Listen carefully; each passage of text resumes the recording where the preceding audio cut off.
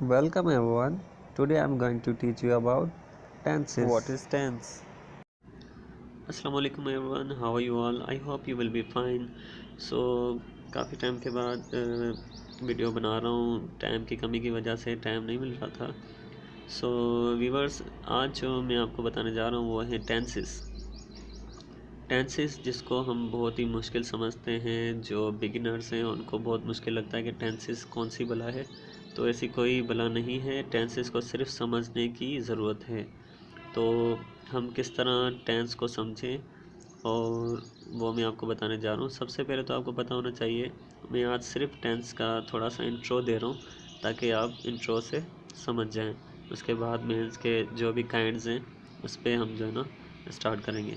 तो सबसे पहले तो इंट्रो ये है कि टेंस और टेंसेस, टेंस सिंगुलर है और टेंसेस जो है प्लूरल है।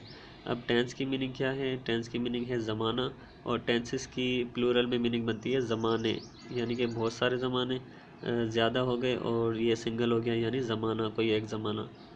अब यहाँ पर हमारी कोई भी लैंग्वेज है वो जो है किस तरह डिपेंड करती है इन टेंसेस पर। तो उसके बाद यहाँ पर आते हैं, टेंस जो है वो वर्ड लिया गया है taken from Latin language.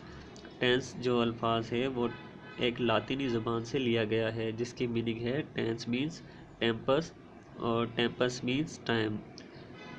Time किसी भी सेंटेंस के हवाले से कोई भी ज़माना हो वो हमें टाइम ही बताता है। ज़ाहिर की बात है, कोई भी सेंटेंस है वो हमें टाइम बताता है, ज़माने का वक्त बताता है, तो उसे हम टेंस कहते हैं। तो यहाँ तक तो क्लियर हो गया होगा।